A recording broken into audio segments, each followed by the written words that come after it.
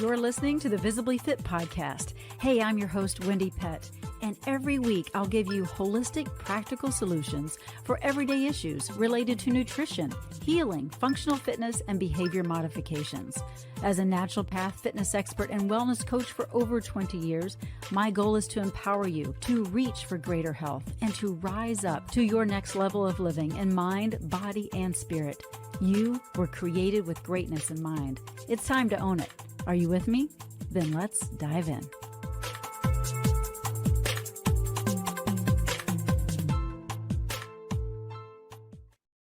Hello there, and thanks for tuning in to this episode of Visibly Fit. I'm your host, Wendie Pett. Good to see you or, walk with you. You might be just listening and not on YouTube here, but maybe you're listening to this podcast today. Maybe you're driving. I just want to say thank you for tuning in.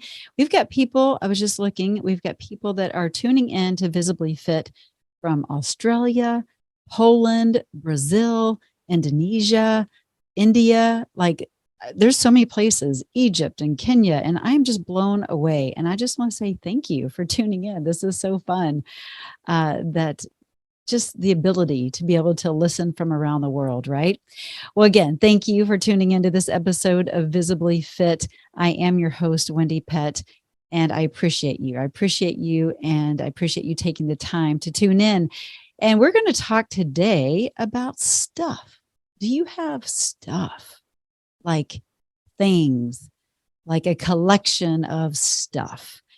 And I'm kind of referring to hoarding, but I'm also just referring to just piles maybe of some stuff, not necessarily considered a quote unquote hoarder, but maybe you're dealing with just having too many things and it's weighing you down, literally. We're going to talk about how hoarding, or about how the effects of having so much clutter around you actually affects your health and mind, body, spirit, emotions. And it's a real deal. And I would say that most of us, especially in the US, are collectors of things on some level. And I have a confession. I have got some collections of some things. In fact, my husband and I were just talking about it the other day. I have a collection of photos. That's right. Photos that I have done nothing with. They are kind of out of sight, out of mind. They are underneath the stairwell in some bins. And there are several bins, right, of these photos of my life, And then I also have a lot of photos digitally. This digital world it's way too easy to accumulate videos and photos, you name it. So you have to constantly purge and take inventory. But I'm telling you, I am not the best with this in this area. I'm looking to get better. I actually have had someone work with me recently to help me declutter some of the photos digitally, and I'm looking to bring someone in to help me with the physical photos. But do you have piles of clothes in your closet? Do you have just stuff laying around, piles of papers? Do you have a lot of stuff? Maybe you really are a hoarder. Okay. Now I have watched that show. I don't know if you've watched the show called Hoarders. And it's one of those shows that's hard to watch, but yet you can't stop watching. You know what I mean? It's like, wow, you feel this compassion for these people, empathy, and yet you scratch your head thinking, how are they living in these conditions? Well, if you are listening and you're like, oh my goodness, I'm technically a hoarder. Listen, I'm not bringing any condemnation or shame or anything as we have this podcast and this discussion. I just want to bring awareness to how the effects of stuff really does stifle and affect our best health. And you may even just have, I don't know, a junk room or a junk drawer or two. And this is actually affecting you. Now, hoarding is considered a complex psychological disorder, and it's characterized by an excessive accumulation of belongings and the inability to part with them. Okay. It usually leads, of course, to cluttered spaces. So let's talk about why is it that sometimes people struggle with letting go of certain stuff, certain items, certain things, photos, for instance. Why do we not let go of things that are piling up? For me, I've asked myself why. And then I asked myself why again and why. And I've come to the conclusion that the photos are kind of part of my identity, if you will. It traces back my life over the years. And I'm not saying throw out your photos, right? I'm just saying get them organized, get them, decluttered and get rid of duplicates and all the things. But for my own self, I have come to the conclusion that it's really about a way to trace back my life. And I have lived away from my family from Texas for, gosh, 25, 26 years. And I think it's also a way for me to stay close to them in an odd kind of way, even though I talk to my parents almost every day and have for 25 years just for a check-in. It's just an interesting thing. But when you start to understand the reason why and kind of that emotional, maybe attachment, it helps you, bring clarity to the situation and to help you say, okay, everyone has some area that they're cluttered in. So let's figure out a system and a plan and a solution so it doesn't affect us long term in our health, whether it's our mindset, our physical well-being, our spiritual health, our emotional health, because it's going to affect one or all of those areas depending on the amount of stuff that you have in your home. And so let's talk first of all about how the stuff affects our mind. Because for many individuals that are dealing with hoarding or just, those junk rooms, junk drawers, junk closets, it can just really start to take a preoccupation of your mind. And you probably don't even realize it sometimes. It's just kind of running back in the back of your mind of, oh, I really need to clean up that pile or go through that box, or it's just always a preoccupation. And so it's keeping you from the freedom that we really long for, right? We really long for that freedom to be able to think more clearly and to have more creativity, and having stuff around us that feels kind of suffocating. It diminishes and stuff, I guess snuffs out is the word. It snuffs out our creative ability. And it's about getting rid of the stuff so that you don't have the anxiety and the stress and even depression that goes along with having so much stuff around you. And, sometimes it can be one of those things where it feels overwhelming. In fact, in my Visibly Fit VIP club group, we have ladies that I coach with every Monday. And on those calls, there has been numerous times women just say, you know what, my intention this week is to clean my office or to clear the clutter from XYZ room. Maybe it's even a garage, but it's kind of that thing that they feel like they need to do in order to take action with their health. Like it's always in their mind of, okay, I need to do this before I can do that. And so that's what hoarding and that's what the collection of stuff can do for you. It can actually keep you stuck and stagnant in your health and your well-being. So what do I tell my patients when that kind of comes up? And it comes up more often than one might realize. I tell them, and just like I'm talking to me right now with those photos, to go after that area that is constantly, playing in the back of their mind of, oh, I need to clear that corner of that room or that box.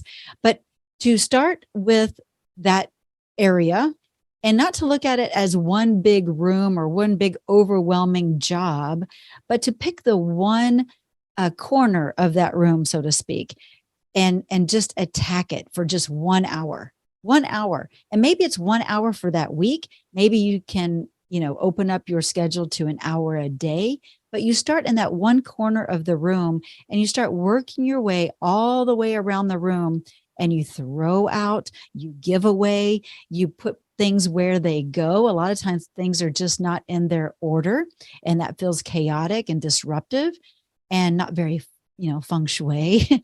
And we want things to feel good because we are more creative and we are more encouraged and inspired to do healthy things when we have healthy environments and it's a clean environment. Think about when you've ever walked into, say, a spa, right? A spa has really nice music going. It's tranquil. It's peaceful.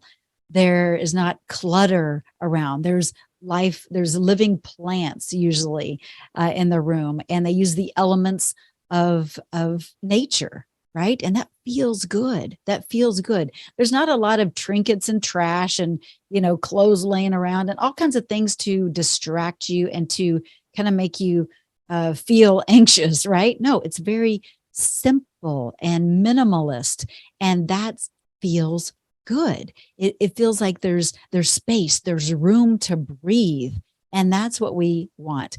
Now, I'm going to share a story of someone that I know. I'm not going to say a name, but I'm going to share the story because really having junk rooms or junk areas has affected this person's life for a very long time. It's caused really embarrassment and shame sometimes when people drop in unexpectedly, or just a constant, again, program in their brain of, oh, I really need to be cleaning that. So instead, because it seems like it's overwhelming and too much to tackle, they will find something else to do, even if it's helping someone else clean their mess and their stuff. Isn't that interesting? Because it feels better than actually attacking your own. At least that's how it feels in the moment, that it's better. But sometimes we're so close and attached to our stuff that we don't know how to depart from it. And so sometimes we need to bring a professional in that's unbiased, that's really going to ask us the hard questions, like, does this bring you joy? And why does it? And are you sure this really brings you joy? And what purpose does this bring in your life? And to start asking you those questions and to help you just let go and release certain stuff that is keeping you weighed down and not constantly keeping you in a cluttered place, your environment. It's kind of a reminder, if I might add, when you are living in chaos and clutter, it's a reminder of your inability to control your living space, which is a reflection of your inability to control your living space, like your body space, right? Like most, I'm not going to, stereotype, but the majority of people that are dealing with overwhelming, junk rooms and hoarding tend to have health issues, whether it's mental health or it's physical. They're obese. They're not taking care of their bodies. They're dealing with, it's unclean, so they're having to face a lot of dust and mold and allergens. And so physically, the body really takes on just the traumatic abuse that comes with hanging on to so much stuff. And so what are you going to do about it, I think, is the question. And first of all, are you willing to just acknowledge that, yeah, you know what? I do have some stuff that I need to get rid of. And when you get rid of stuff, whether it's clothes or, again, piles of papers, it starts to feel good. You guys, I got rid of two big kitchen bagfuls of clothes in my closet. Now, and I gave them away to people in need, but I don't even miss them. Like, it's really strange. I still have a full closet of clothes, right? Like, that's kind of embarrassing to say. But that's how I would think that a lot of us are. We have a lot and we are blessed with a lot, but it becomes too much. right? Like we're not even wearing all the clothes. It's just sitting in our closet for a maybe someday opportunity, or it seems silly when someone else can get good use from those clothes. And so I did. I packed up 2 bags of clothes. It felt so good. And I'm sure I can pack up 2 more bags of clothes. I'm sure my husband would like for me to, but it's a start and it just feels good. And you're freeing up space, mentally, and space just in your closet to bring maybe something new in. My husband has a rule of don't bring anything new into the home unless something goes out, which I think is a really great rule. But it's so much more than that, because most of us, especially like I said, here in the United States, have such an abundance of stuff that we could definitely become, you know, we could purge. We really just need to purge, and it will start to manifest in your body and in your mind in such a great way. When you purge physically the clutter, you'll start to declutter your mind and your body and how it's dealing with, you might even be dealing with respiratory issues because your clutter is that bad and it's bringing on an unhealthy living space. So again, we got to navigate through these cluttered spaces and acknowledge that this is a real problem. And if you can't do it yourself, bring in a professional, bring in a friend or a family member that can help you, and be in a mindset of, okay, there is no judgment here. This is just a moment that I'm in. It's a season I'm in, and I'm going to be decluttering so that I can free up and have a better life, so that you can be more, I guess, able to to leave and not feel like you have something always hanging over your head to do. Does that make sense? Like you'll become more active knowing, ooh, I don't have, this box or that box to go through, or this junk room to get through. You will have more freedom to get out and enjoy what God meant for you to enjoy, right? The cares of this world will be a problem, right? And so we don't want that. And I actually had a patient that dealt with a lot of physical health issues because of his environment. And once he started cleaning up the environment, he started releasing weight. His allergies got better. Okay. I mean, of course, we cleaned up his diet as well, but so much of it has to do with our environment and the toxins with it. So he also wasn't subjected to falling. If you are in a cluttered and kind of a hoarder kind of home, you are at risk for injury and falling. And especially if you have any kind of mobility challenges anyway, you want to have the pathways free and clear so you don't risk falling. Now, let's talk a little bit about how hoarding or just even clutter affects our spirit. Now, I know for me, and I would imagine for you too, just like I was talking about going into a spa and how that feels, our spirit really loves peace and harmony and just that sense of well-being. I mean, you know how you feel when you walk into a cluttered, jammed up space rather than a space that's just open and you can breathe easy, feels good. There's no chaos. It doesn't disrupt the natural flow of our energy, right? And it doesn't hinder our ability to, I guess, really be more intimate with the Lord. I know that sounds interesting, but I really do believe when there's chaos and clutter around us, we can't hear from God in the way that we probably could without all the distractions. And I believe that when we're in that place of peace and just harmony and just balance, then we are setting ourselves up for that opportunity to hear that still, small, quiet voice. So that's what we want. We want our spirit to be in that place and not in a place of always frantic and chaotic and in a disruptive state, right? Now, what about emotionally? So I I'm not going to name names, but this has actually happened to a few of my patients. But there have been moments where I have talked with my patients about some of the stuff that they're hanging on to. And sometimes that stuff has such emotional attachment that they will cry. I mean, they will literally cry. And it's not necessarily even their stuff. That's the interesting thing. It might be the stuff from a loved one that passed on.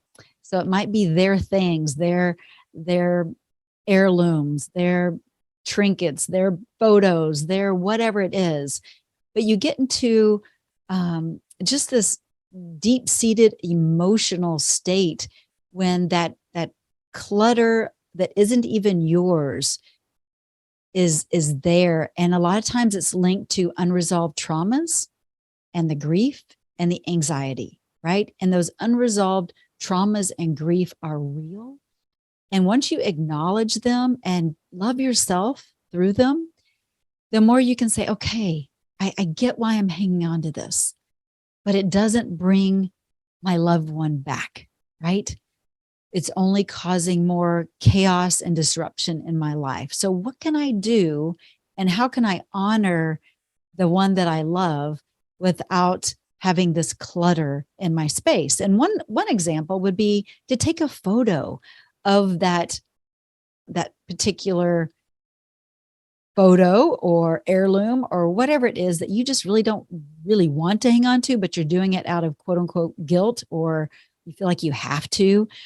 Take a photo of it. You can always look at that photo and recall the memories or bring up that emotional feeling of what that meant to your loved one or what it means to you to know what it meant for your loved one. Now, it doesn't mean you have to throw everything away and get rid of everything. I'm not saying that, but maybe just keep one or two items because again, all the stuff doesn't bring our loved ones back, right? And so we shouldn't have to feel that burden or that condemnation if we don't. And someone else might be really be able to have better use for that item that is just kind of taking up space or sitting in your garage or your closet or in a box or in a storage unit. Come on, let's talk. How many people are spending unnecessary dollars paying for a storage unit that you have not been to in years? Okay, I know I might be hitting a couple of nerves right here, and I'm sorry, but yet I'm not, because I want you to be freed up and I don't want you wasting money. Okay, so if that is you, I want to invite you to go to that storage unit, clear it out, get rid of the things and shut it down, and take that money that you were spending every month on something that you don't even probably recall that's in that storage unit to begin with. Take that money and give it to a good cause. Give it to someone in need. I mean, how cool is that, right? So that's just another way of looking at this, how sometimes we are wasting money even. It's not just wasting and not wasting, but, dealing with our emotional state and our mental capacity and our physical health, but our financial well-being as well. So again, if that is you and it's making an impact in your pocketbook, I invite you to definitely go and clear that out and start to maybe take that monthly payment and give it to someone who could really use it. Because, man, I don't know, stuff really does hinder us. It hinders our health. And I'm bringing this up. It's kind of a touchy subject, if you want to know the truth, right? Like, again, I've mentioned how some of my patients have been in tears about it. I've been in tears about my photos. It's really just interesting, the emotional connection to certain things that we might have in our life. And so it's getting to the root of that, understanding, recognizing, and then taking action, because you will feel better in the end, and you will have freedom of just this constant, mental mental interruption, if you will. You'll have freedom of just this unhealthy way of living. You will be able to remove the toxins out of your home and eventually out of your body. And that's what we want. And give your spirit some peace that it really deserves, so that you can hear the fullness of what all God wants to share with you. And then emotionally, just being in a place of good emotional state without having the ups and downs of what stuff can bring about with your health. So anyway, I hope that this encourages you and doesn't discourage you, but it is one of those kind of hot topics. And I wanted to bring it up because there are ways to break through this addiction, if you will. Sometimes it's an addiction of buying products and okay, let's go to beauty care products, right? If you're a woman listening, how many beauty care products do you need? I just told my husband the other day, I said, oh my goodness, I have a lot of makeup here that I haven't used in probably a year, and I'm going to just throw it away. Why keep having it sitting on this, on this shelf, and I'm not using it? It just seems silly. So I'm becoming a minimalist as well. And it's a process. I'm not a hoarder. I don't have like a lot of junk laying around, but I have my areas that need to get cleaned up. And so you probably do too. So this is an invitation to clean out those junk drawers and understand why maybe you have those junk drawers or junk rooms, and love yourself through it as you make your way through one corner or one little area of that junk room or junk drawer, and just move your way around that junk room until it's completely cleaned. And don't go to the next project until that room is done. Then you will feel accomplished. And you'll be feeling a lot more free. So I hope this message encouraged you again, and that you would share this podcast with those that you know, that you love, that you care about, and that maybe they could see their surroundings in a new way and encourage them to take action and to declutter for their best health. So, all right, speaking of decluttering for their best health, I do have a detox coming up. And if you are not joining us, I invite you. It's a 5-day detox challenge. It's a detox and reboot challenge. And there's people all over the world that are jumping in, actually. It's really kind of fun. So I invite you to go to wendiepett.com / or /, however you do it, reboot. I'll have that in the show notes, but you can jump in with us. It all starts on August 14th. But if you're listening to this show later on, there will be other opportunities to take this detox. But I invite you all to take it right now with us, because it's going to be so fun. And it's going to be a great way to kind of end the summer, right? Like, let's get rid of maybe some poor choices we might have made over the summer, right? Let's get a little jump start on our health and get back on track before the fall hits. So again, go to wendiepett.com / reboot, and I will see you there. I cannot wait. Thank you again for tuning into this episode of Visibly Fit. I appreciate you so much. Thank you for subscribing or following, and thank you for sharing and even writing a 5-star rating. That would be fantastic, and a review, because when you do that, other people are able to find this podcast. So I thank you in advance for doing that. And we will catch you next time right here on Visibly Fit. Be blessed. Well, that's a wrap for today's show. So thank you so much for tuning in. I love spending this time with you. To learn more and get more free resources, just head on over to wendiepett.com. And thank you in advance for sharing this episode and this podcast, following and subscribing, not only to this podcast, but finding me on social media, Instagram, YouTube, Facebook, wherever you are, I'm probably there too. Until next week and our next podcast time together, make it a Visibly Fit day.